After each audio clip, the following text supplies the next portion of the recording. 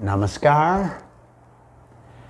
After posting the previous video about sleep, which generated a lot of interest, it also provoked many comments and requests to go into some detail about insomnia.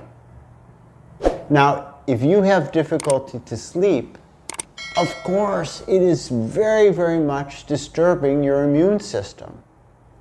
And of course, we want our immune system to be good for the sake of everything, and particularly the coronavirus. Now, if you do have difficulties with sleep, or somebody that is close to you has difficulties with sleep, it is unfortunately a major part of the drama of your life. And it will be my pleasure to help you to remedy that. Now, to do that, I should first begin with very simple points of which you have already heard, but you may not be practicing. They're well known and they're true. And then I will get into points which are a little bit more particular to the yogic and naturopathic science. So the points which are very common, that I won't spend almost any time talking about, they are the great importance of exercise, daily exercise, that you really do good cardiovascular exercise so that you don't have so much pent-up energy inside of yourself, as well as it gets your blood circulation moving. It has so many benefits I won't get into now. But this is related to the problems of sleep. Second, it is well known that if you take a good hot steaming bath or a good hot steaming shower, then it relaxes the muscles, relaxes the nerves, and in particular, it opens the pores of the skin so that much of the heat inside of the body can go out, and then the body can cool down much better, which is an important part of falling asleep. Another very well-known one is to drink hot milk just before the time that you want to go to sleep. Warm milk, very warm milk, maybe has some turmeric in it, yellow powder. It will relax your nerves very nicely, the calcium, the tryptophan, the magnesium. And if you're not into drinking cow's milk, you can do it using any kind of non-dairy milk. Simple, clear, put a little sweetener in it if you want, no harm. And of course, if you are sleeping in the daytime, it's going to disturb your sleep in the night. The more regular that our schedule can become, the more easy it will be to fall asleep at the right time.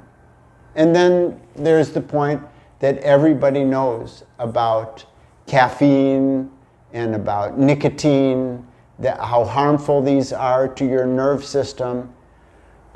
Whether you're able to diminish the use of those as much as you can, maybe restrict them so that they're not so much in the afternoon and the evening, especially the caffeine, then that will be better for you. These are all obvious points. Now I go to points which are not quite as obvious.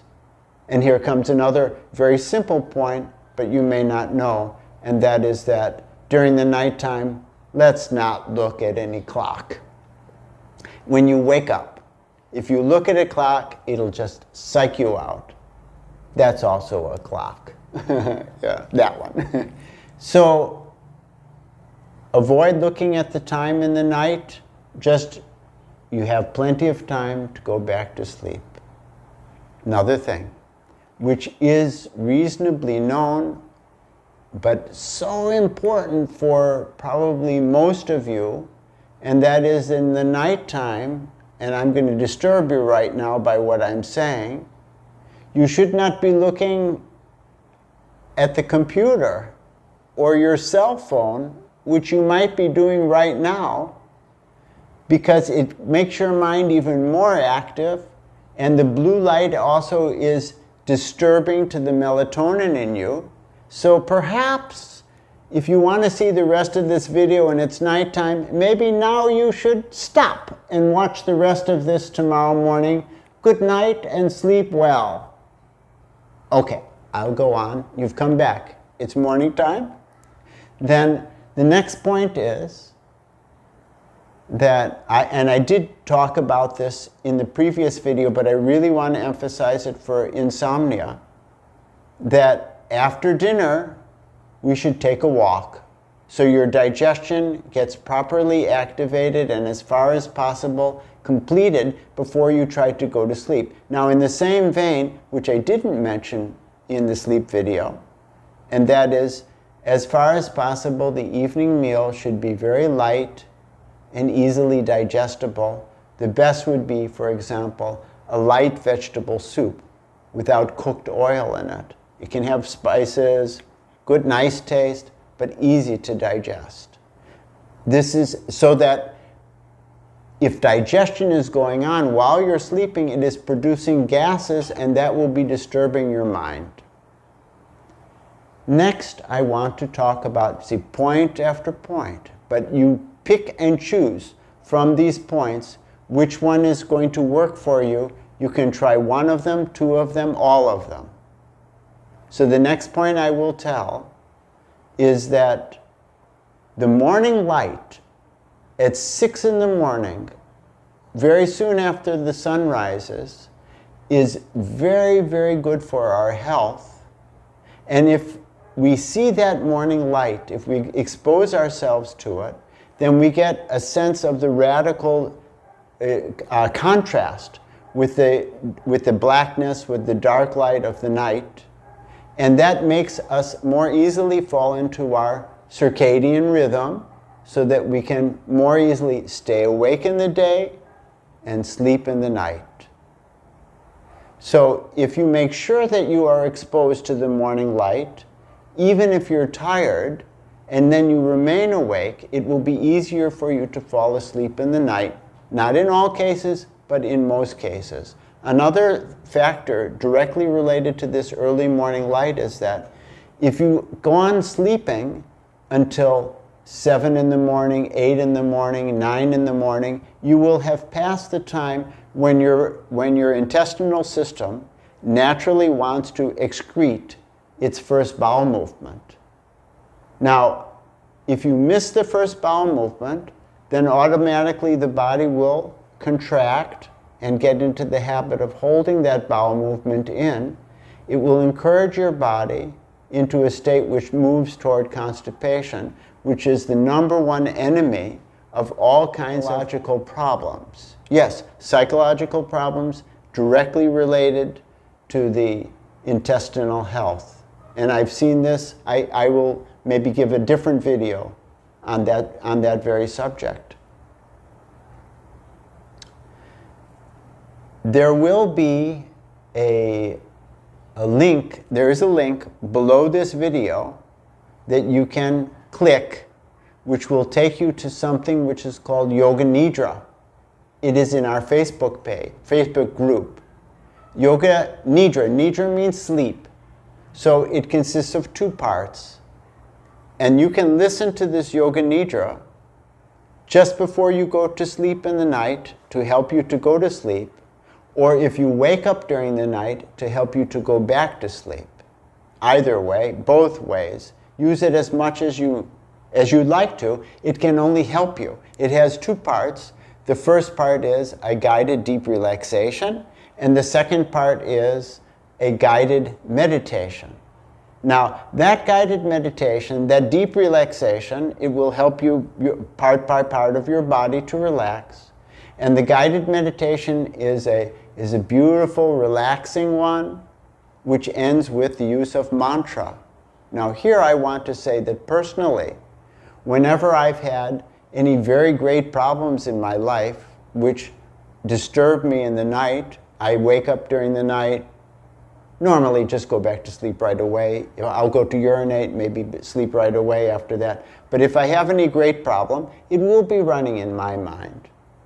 And when it is running in my mind, of course, every night I should be thinking mantra throughout the whole night. At least that's my discipline and the discipline of so many yogis. But in the case of people who wake up with complicated and challenging thinking, it is better to use mantra with your breathing, occupy your mind with that, instead of allowing your mind to become occupied with very disturbing thought. It's an extremely fundamental thing of overcoming insomnia, and this point in itself alone is of the greatest of importance, in my opinion, in my experience. And when it comes to it means that one does not make any effort to sleep. The effort is on the ideating on the meaning of the mantra and keeping it going and getting into the flow with it.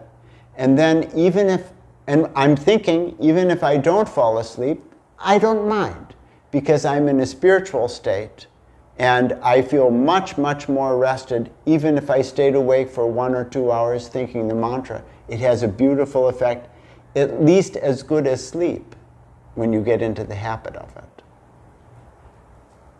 We'll also have a link below which will connect you with what is called progressive relaxation, in which you will tense each part of your body, one leg at a time, and then through the rest of your body, part by part, for at least 2 seconds, and then relax.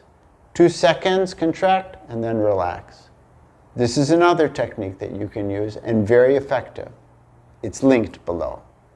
And last, I'm going to explain about ice-cold spinal bath.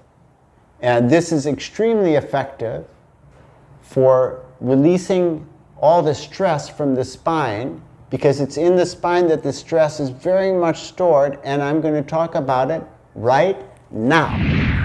So this is Yogamai of Moscow, and this is Sheila of Davao here in Maharlika. And we're going to do the spinal bath. He is very stressed, he can't sleep properly. And this towel right here is full of ice water. The first thing that will be done is that Sheila, if you can turn in this direction, Sheila is going to give him a warm friction on the spine, vigorous warm movement to heat up the spine. And now Sheila will pour some ice water on the towel to make it really cold, and Yogamaya will lie down so that his spine is perfectly suiting that very icy cold towel. And he'll be covered with a blanket so that he can really rest very nicely. All the stress from his spine is going out right now, and he's in a deep state of rest, and in this way 10 minutes goes by. And then he sits up, and again the dry friction is done vigorously. He could also do it to himself if he has nobody to help him with that towel. And then ice cold water is put on the towel, and again he'll lie down. And in this way, this can be repeated, example, 3 times, starting with dry friction, ice cold on the spine, then again dry friction, then again on the spine, then again dry friction, then again on the spine. And if during any of these times he, or it may be you, falls asleep while being on the ice cold towel, you should not be woken up, because that is a dreamless and deep state. So this is called spinal bath.